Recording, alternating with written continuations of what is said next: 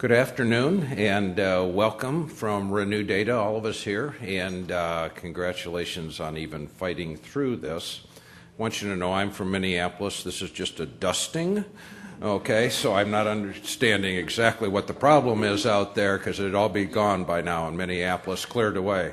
Do want to welcome you to this. Our agenda today, I guess I got to operate this.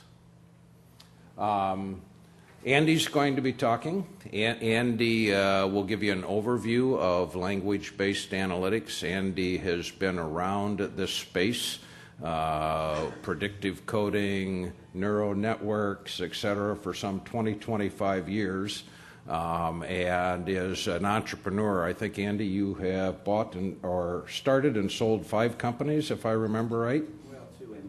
All right. We'll talk about. I know you've been involved with more than that. So, and then Bobby Basile will talk about the guarantee we make on language-based analytics, and give you some case histories as well. Bobby has been. Bobby, stand up just so everybody recognizes you. Bobby has been consulting to corporate counsel on e-discovery, forensics, et cetera, for about 20 years. Ernst & Young, and now Renew Data. And then hopefully we're going to have Marty Burke joining us by phone. Marty's flight got canceled, and so he didn't make it here. Marty is a partner with Burr Forman in Birmingham. He was chair of their internal e-discovery council, been very active in the industry, a litigator for the last 15 years. Primary emphasis really has been on commercial disputes, general business litigation, as well as product liability and insurance. Thank you all for showing up for this.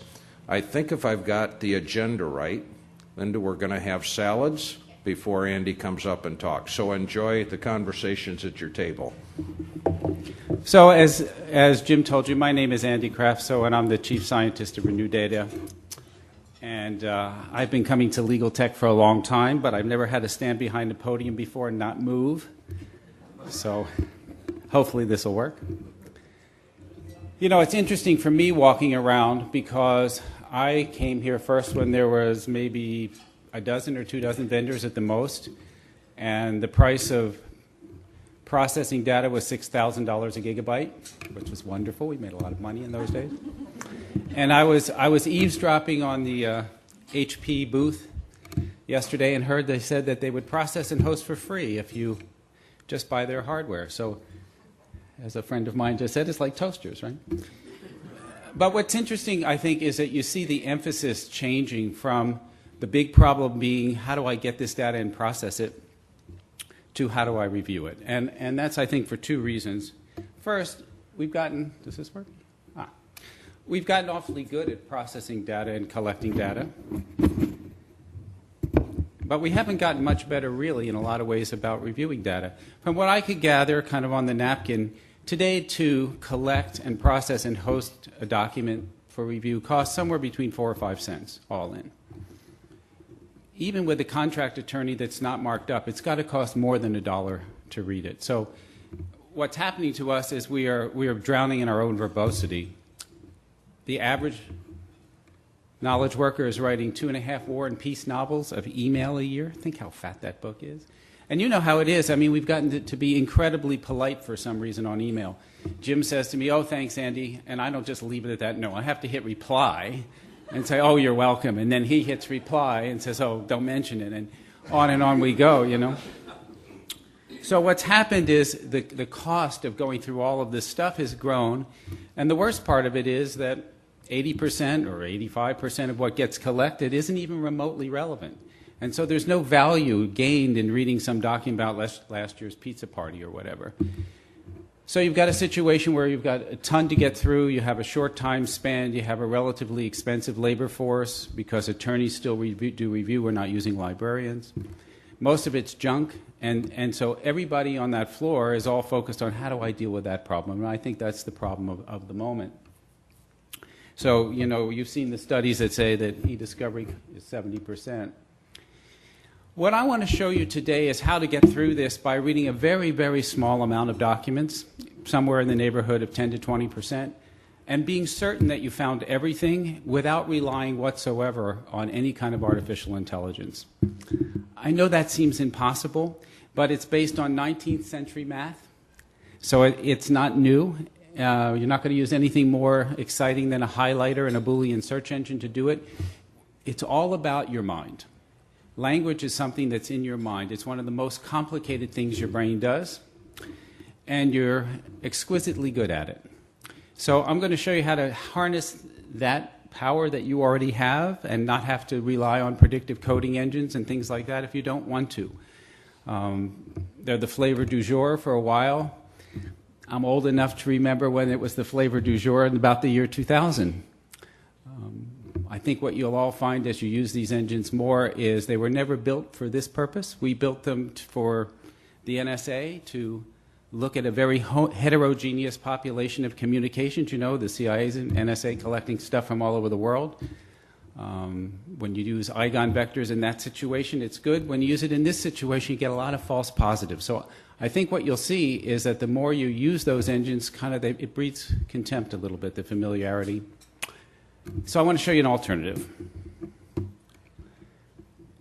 The big thing that you have to do what I'm about to describe is shift your thinking about what you're doing. We call it document review, but it isn't really what's happening. It's really language review. After all, a document isn't relevant because of its shape or its size. It's relevant because of what it says. So what we're really doing is we're looking for language that's relevant to the issues of our case. And making that subtle shift in your mind from thinking about documents to thinking about language makes all the difference. Here's why. All of us in this room have about a 25,000 word root vocabulary. All of us. No matter how much you write, you can't write with words you don't know. And if I'm trying to communicate with Rich here, I'm going to try to use small words that I think he'll know, right? So, yeah, but they're all the really good ones. About half of the words you know are nouns. About half of the other half are verbs. When you think about what happens in a case, the way that you would define the issues, what are they about? Well, you're really using nouns and verbs to do that. It's rare that you care about adjectives unless you're really focusing on an incoming production, which, if we have time, we'll talk about a little bit. So the question is, which nouns and verbs got used to talk about the stuff that you care about? That's the big question. There's a lot of possibilities, and it's very difficult to know in advance what they might be. But there aren't, even though there are a lot of possibilities, there aren't that many ways that actually were used. What you discover when you do the social analysis of language use in a group, like bankers being sued by regulators, or people in the automotive industry fighting it out over a patent issue, is as this is a homogeneous group, they have a language of their domain. If there are 15 issues in a case, I can promise you that there's never more than, say, 20 different ways that any of those issues are discussed. I don't know what those 20 ways are, but there aren't more than 20. And usually there's way less than that. If you think about it intuitively, it's not that surprising. I don't know if you know what WordNet is, Princeton's giant thesaurus of the English language, but if you look at WordNet and you say how many synonyms are there for any given word in a given sense of the word, the answer is not very many, 5 or 6. If we had a million different ways of talking about something, it'd be like the Tower of Babel. You couldn't communicate. So the point is, if you have, say, 15 issues in a case that you're describing, and each is spoken at most 20 times, 15 times 20, you're looking for 300 needles in the haystack. There might be a lot of copies of each of those needles. In a big case, you know there are. But remember, whether you have 10 million documents or 10,000 documents, the number of different ways that people are speaking about those issues is very limited, still under 20. So how do you look for 300 needles in a haystack? It's actually pretty easy. This is the 19th century math part, and all of you who hate math can fall asleep for 30 seconds. In the late 1800s, there was a French mathematician. His name was Poisson, and he was hired by the Austrian emperor to figure out how frequently the cavalry officers were kicked by their horses. And in the pursuit of that, he discovered something, a fact of nature, called the Poisson distribution, and that's what we all use for just about everything you can think of that has a probabilistic impact. So what's the probability you're going to get stuck in a traffic jam? What's the probability you'll be in an accident at an intersection? Einstein said, I can use it to figure out how many atoms there are in the universe. We can use it to figure out what's the best way to go find those 300 needles in a haystack, because once you've found them all, you're done. Okay, if you go to Las Vegas, their fortune is built about on this math. And so what we can do is use it to say, I'm going to present the documents to you in your review at random. That's the big thing about the Poisson distribution. And I can tell you in advance how many documents you're going to have to look at before you, at random, you come across the 300 that you need to find to be finished the review. When you're reviewing, what you want to do is you want to say, oh, here it is. Here's the language I care about. And just tag every document at the same time that says exactly what you highlighted. Nothing more, nothing less. If you do that, I can promise you, in fact, we'll guarantee it, that you're going to find all the documents that are relevant to your case way before you've read 20%. So you're not asking the machine to figure out what language is relevant. You already know what language is relevant once you see it, right? You know what you care about once you see it. So if you work this way, you overcome all the problems that happen when you try to use a machine. You know how it is in English. One word can have a lot of different meanings. That's called polysemy. Similarly, a lot of words can have the same meaning. What happens when you're using one of the predicting coding algorithms is it doesn't know what the words mean. It has no nuance. It's just looking for patterns. And there's a lot of patterns that don't have any meaning that the machine sees, and that's why you get all that false positives in your results. But you don't have that problem yourself. You know exactly what words mean, and now I get to tell my one joke. I know one linguistic joke that's clean enough to tell at the meeting. I tried to tell the other one, but my CEO stops me. So I have a friend, he was at a linguistic conference in California not too long ago, and he was in a seminar, and they were talking about the nuance of language. And the guy who was leading the seminar challenged the audience, and he said, who can tell me the difference between finished and complete? So a guy raises his hand. He says, I know. He said, if you marry the right woman, your life is complete. If you marry the wrong woman, your life is finished. And if the right woman catches you with the wrong woman, well, then your life is completely finished. No machine gets that joke. So let's kind of review what I said, and then I'll show you the steps. So the first thing we're saying is 60%, maybe it's 80% in our results that Bobby's going to talk about. We've gotten even higher than 80% of the documents just couldn't possibly be relevant to the issues. They don't contain any of the words that communicate the concepts. Let me give you an example. Suppose you have a price-fixing case and you're looking for documents that are about meetings with competitors. For a document to be about that, it has to have a word that somehow tells you a meeting took place and somehow tells you a competitor was there. Okay? The documents that fail to have any word that could possibly communicate either of those concepts, they can't be about it. We can move them to the side, right? Because they're just in the way. All right, but what words could possibly communicate the notion of a meeting? Well, it's easy to answer that question by turning keywords upside down. It's hard to do keywords where you say, show me the words that make a document relevant. It's hard. You know, if you try to do keywords, you miss some, you get too many, blah, blah, blah. But if you turn it upside down and you say, can I figure out which words couldn't be relevant using keywords? The answer is sure, it's easy. Watch how you do it. We'll print out all the words, all those 25,000 words that are in the collection, and organize them by part of speech. In 5 minutes, you can go down the list of the nouns and see which ones could possibly, in any connotation you can imagine, convey the notion of a meeting. Why can you do that? For the same reason you can read. Your brain is sort of hardwired for looking at language. Think of what happens when you read. As you go across the page, the slowest thing is seeing the word. The minute you see it, your brain knows what it means, and you even disambiguate it based upon what you're reading. So that part's really fast, whether you're reading this way in a book or this way down a list. In 5 minutes, you can go through the list and say, these are all the words that could possibly convey the notion of a meeting. I could have coffee with Rich, I could have dinner, but microphone? No, right? So by doing that, you can find out which documents couldn't possibly be relevant. They lack some concepts, and they're out of the way. I don't care how big the collection is, in a day you can do this. You can get rid of 80% of the collection in a day doing this. And if you have somebody that you have to argue with because it's contentious, you can say, here's the vocabulary, here's the ones I picked. If you think I missed a possible synonym, I'll add it. No fight. Okay? So now you've got 60, 70, 80% of the documents out of the way. And you know exactly why you pushed every document out of the way that you pushed out of the way. Okay, the next step is, as we said, there aren't that very many ways that people talk about stuff. So when you're reviewing, don't have your reviewers just say relevant.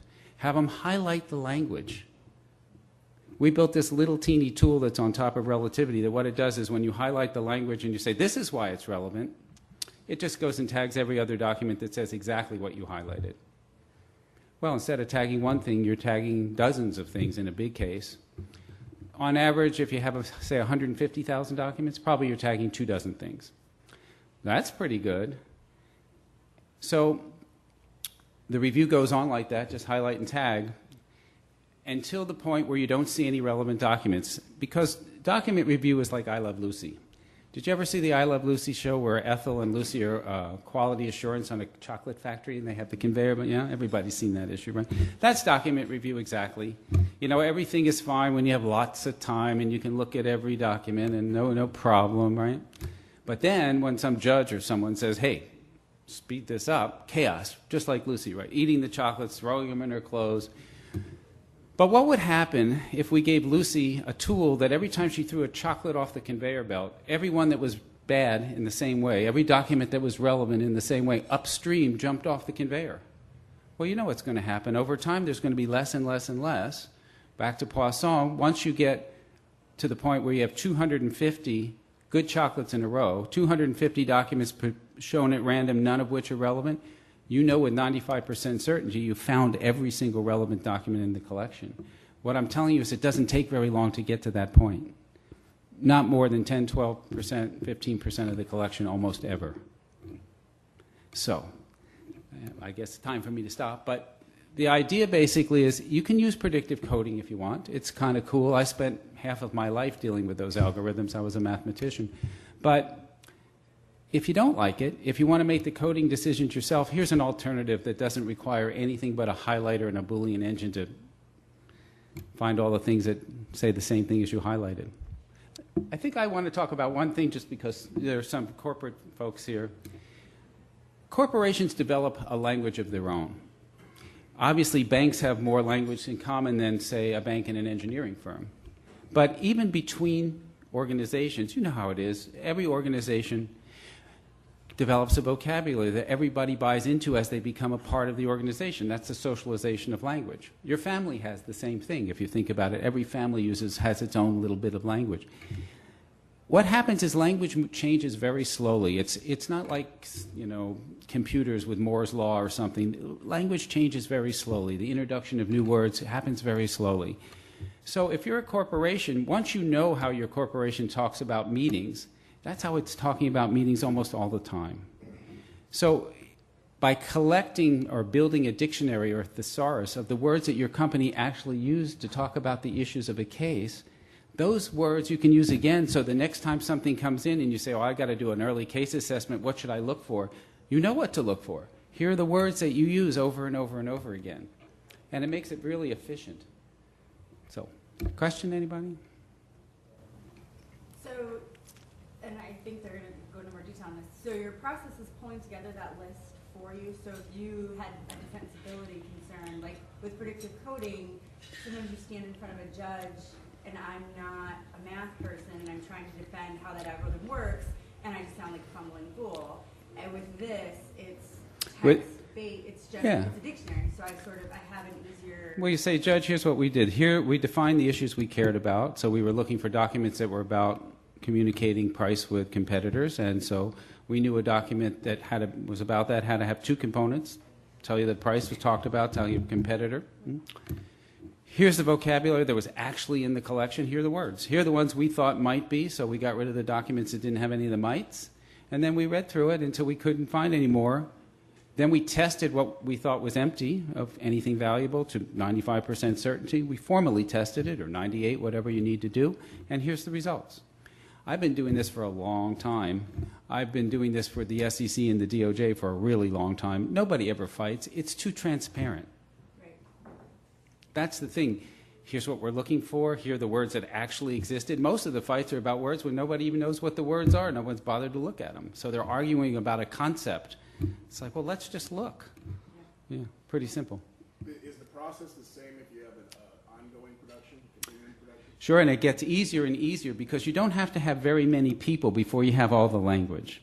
And so once you do, every time you get a new incoming production, you just run the queries that you had before, all those words, combos that you had before. It's so fast, it's so easy.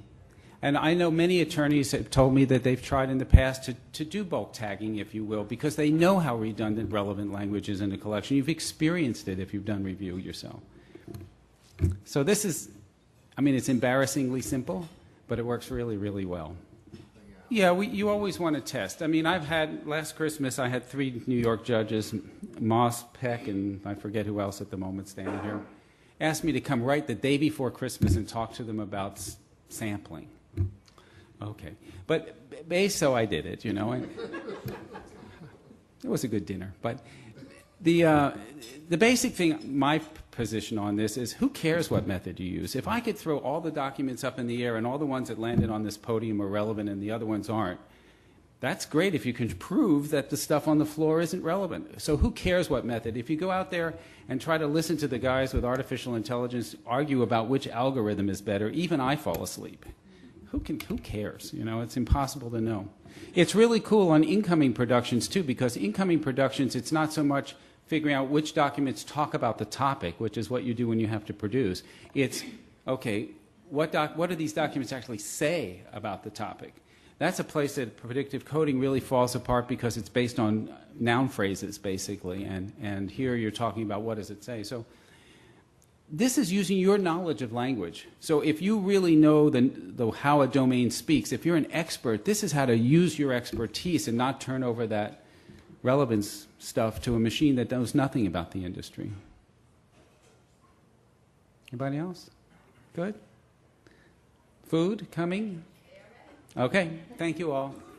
Great. All right. Well,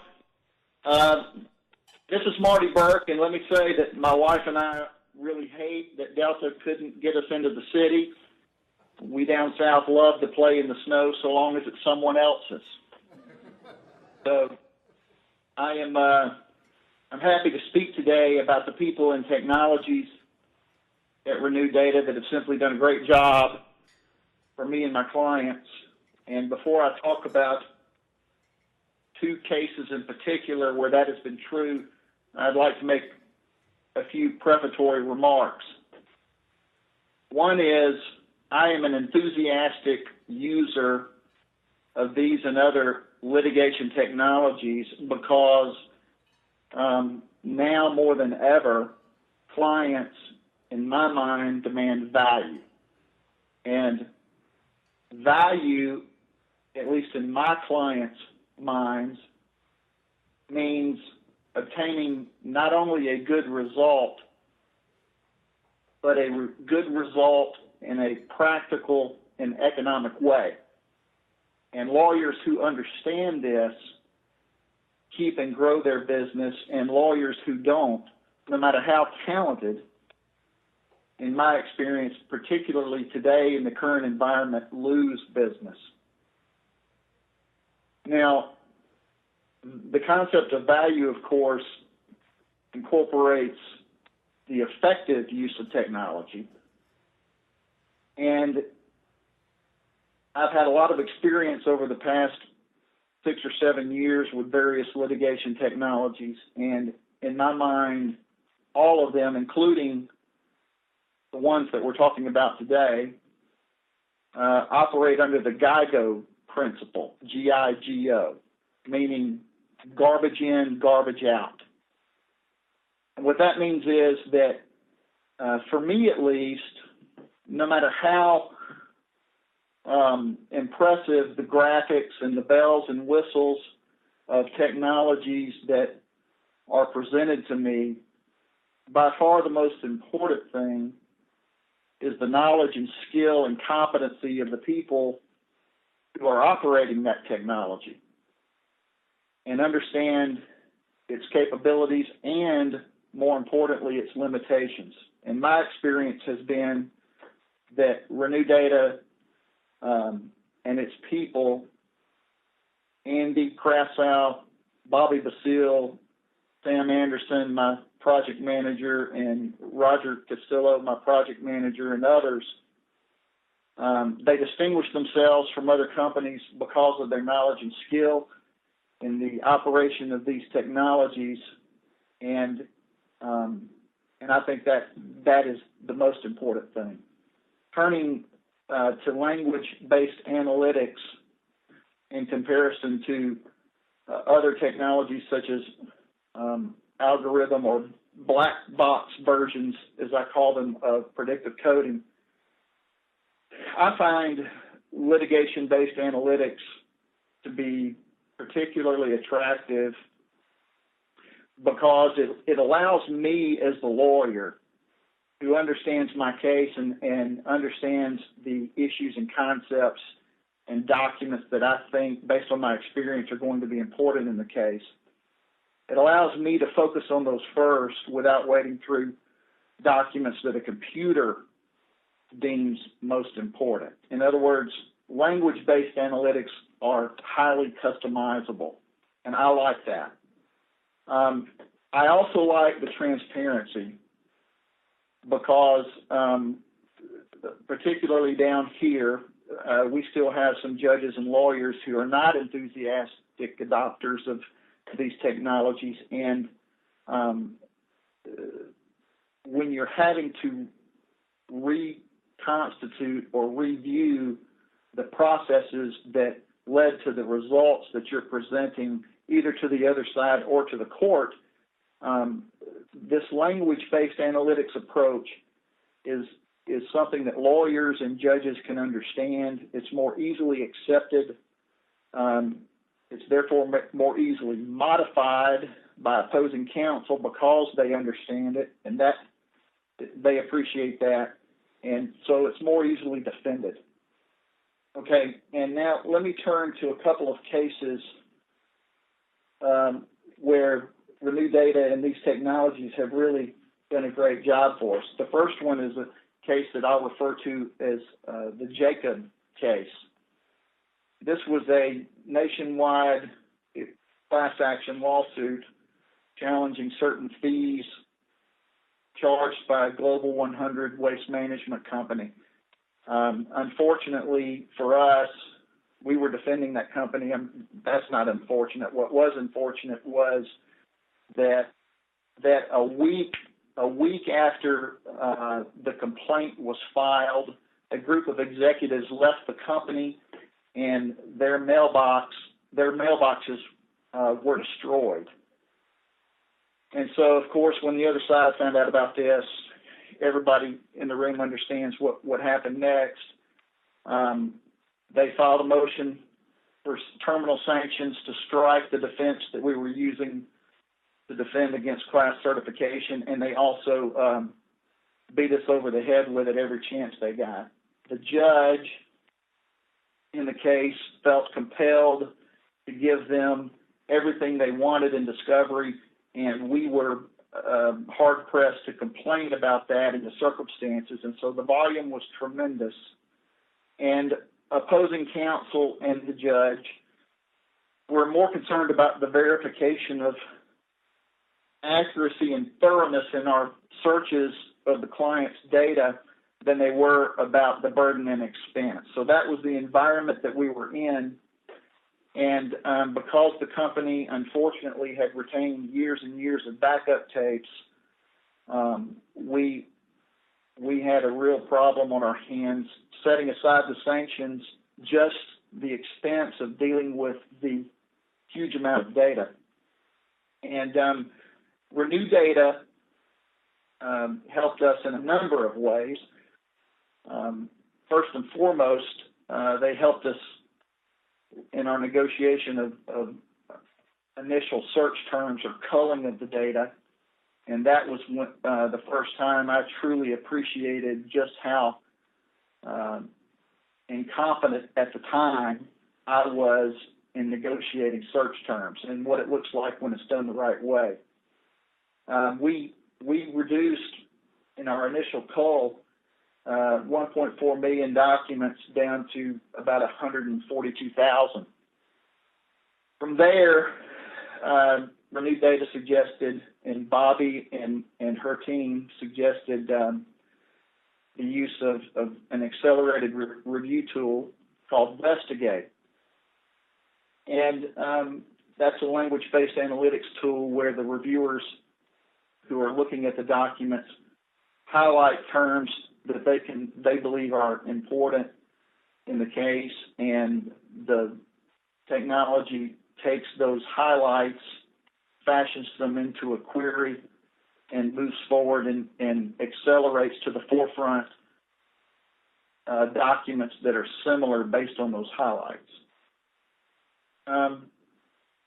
We had trouble with this. The other side wanted to make us do a manual review under the circumstances, and again, with the support of Renew Data, we were able to impress upon the other side and the judge that using statistical sampling methods, we could give assurances of the accuracy and thoroughness of our searches up to the 99% level, which is a very high level of confidence, one that I don't normally adopt, but in the circumstances was necessary. And using Investigate, we were able to complete our first pass review of those 142,000 documents in 3 days, with reviewing about 8% of the documents, and achieved a statistically verified 99% confidence level. The result was we found documents that were duplicative to the documents allegedly destroyed, which eliminated the spoliation concerns. The motion for sanctions was denied, and we had a very happy judge who didn't have to deal with what he thought were going to be significant spoliation issues. And of course, we had a very happy client because of the value that the process imparted to that result. And that was what I considered at the time to be a home run. I looked very good to the client, and Renew Data was a huge part of that. The second case that I'll call the Perseus case, something entirely different, we had finished our first pass review and were in the situation many lawyers find themselves in, which was behind the curve in terms of time and facing an expedited deposition schedule, and we needed to get our witnesses prepared quickly. So we had the first pass review had identified about 30,000 responsive documents. Using Renew Data's anagram tool, we carved a third of those documents out immediately, and in 5 days we were able to identify about 1,300 what we considered hot documents that we would use to prepare the witnesses. What that did for us was it accelerated our lead attorney's ability to meet with the witnesses, and also allowed us to break up the meetings with the witnesses so that we could prepare them in easily digestible quantities instead of trying to sort of put a fire hose up to their mouth and open it wide open. And of course, we all hate those situations. So in this instance, this was an atypical use of the anagram tool because we were not trying to get the efficiencies of a first pass review. We were more focused on getting time to prepare our witnesses by accelerating the most important documents and the documents that I thought were the most important to the forefront, so that while associates completed their review of the remaining documents, we were already meeting with witnesses and talking about the documents that we as the lawyers considered the most important. And the added benefit, of course, was the cost savings. And I think the client appreciates the fact that we made their preparation time more efficient, more reasonable, and also less expensive. So again, they see us as lawyers who are trying to add value. And that's all I have, unless there's some question or somebody wants to add something. Okay, thank you. Thank you, Marty. I appreciate that. I'm going to share with you a case study that we have been, a project that we worked on several months ago. But this one was a little bit interesting because it was a very high-profile, quick-moving case. The client, when they reached out to us, which I'm sure you can appreciate, they had exhausted all of the efforts to have the case dismissed. When they were unsuccessful in that, they were right on top of their production deadline. And the other side, it was quite contentious. So in short, they by the time we entered in discussions with them, they had 2.1 million documents, and they only had 3 weeks to produce those documents, and that's from the point of collection. So we had to do processing, culling, and review in a 3-week period on a 2.1 million document collection. Very, very, actually, it's ironic because our first call with the client on this matter was at Legal Tech last year. So it's reminiscent.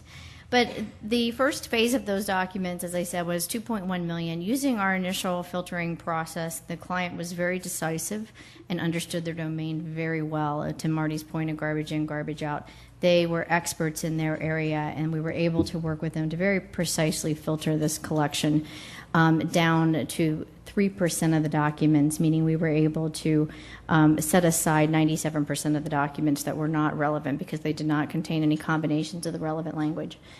9 days of review, 5 reviewers, and they produced to the other side.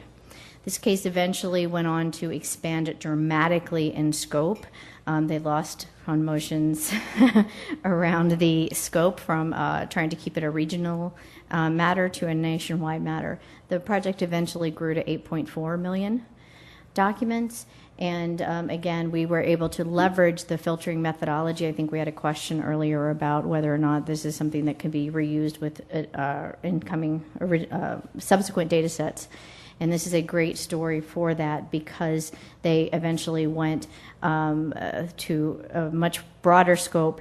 We applied the same filtering methodology. We had to tweak it a little bit to change the geographic limitations that were originally part of the filtering strategy. That took a matter of hours, not days or weeks, matter of hours to tweak the filtering methodology. We repurposed all of the logic and moved forward with that case. So we estimated, and the client agreed with us, that we saved them about $6.5 million on that particular matter. And on the screen, I won't read it to you, but on the screen is a quote from the outside counsel that we worked with, which I'm sure that you can appreciate the sentiment of, she heard everything that you heard today from us and said, I don't think this is going to work. And then she came out of the process saying, I'm a firm believer, and oh my gosh, it actually did work. As Marty said, this is really a challenge to provide value. We believe, the only service provider in the industry who is willing to guarantee our results for language-based analytics, and we have the guarantee on the screen, but we'll guarantee, using our methodology and working with you, that you'll be able to identify your relevant documents before you have eyes on 20% of the text-based documents. If it turns out that you need to review more than 20%, we'll refund the money that you have paid for language-based analytics plus 10%. So we're willing to partner with you to help you obtain that budget certainty on each of your matters so that you can manage your budget internally and know both from a timeline perspective and a schedule perspective, but also from a cost perspective, what it will take to complete your first pass document review. That comes out of my pocket, right? Yes.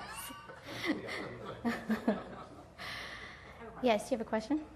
So yesterday's panels, like I know a couple of them that I went to with the judges and Maura Grossman, they kept talking about understanding that technology-assisted review is bigger than predictive coding. So this is technology-assisted review without the predictive coding algorithm. Without the technology. Right. It's, you know, you're using technology to build the index That's right. and get that information. You're still using the human factor, the keywords that people are so comfortable with, and then so you sort of have the best of both worlds, right? And it's defensive. So Absolutely. We have built a process and a methodology and the tools to do the heavy lifting, right. but we're relying upon the human brain of the attorneys to make the decisions.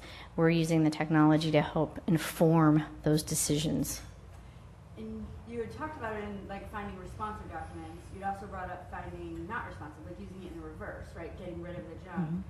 And then, if I'm correct, what you were referring to is finding sensitive information Mm-hmm. in the data that you have, sort of even if in advance, if you sort of see something coming, you're just monitoring that. Is that? Well, and That's the right. dialysis, excuse me, I was referring to, ideally protected information be classified at rest, Right. right? The risk and the challenge is when you move should be classified information through document production. You know, inconsistent calls, you know, we all know how that goes. Ideally, as you have that work product and it moves through, you can then put it back. So, you know, we've been working on that for some time. And just because we're recording this, I'll synopsis the question. Your question was around, does this fall into technology-assisted review? And the answer is yes. It is technology-assisted review without being algorithm-based, relying upon the human intelligence. Any other questions? Yes. Of course. Can we do this both inside and outside your control environment? Can we run, if we have, say, real classified documents? Sure. Run it behind the firewall, do everything, and work with you to figure out how we then migrate it out to outside counsel? Sure. Yeah. And again, for the recording, the question was, can we do this inside your environment? And the answer is yes. Any other questions? Please feel free to stick around. We'll be here for a while. We've got some wonderful desserts to share, so please don't feel like you have to leave. Yeah, don't rush off. Thank you very much for tolerating the weather and getting here. We appreciate that. And like Bobby said, stick around. We're going to be around for a while. If you want to chat or have other questions, we'd be glad to entertain them. So thank you, everybody.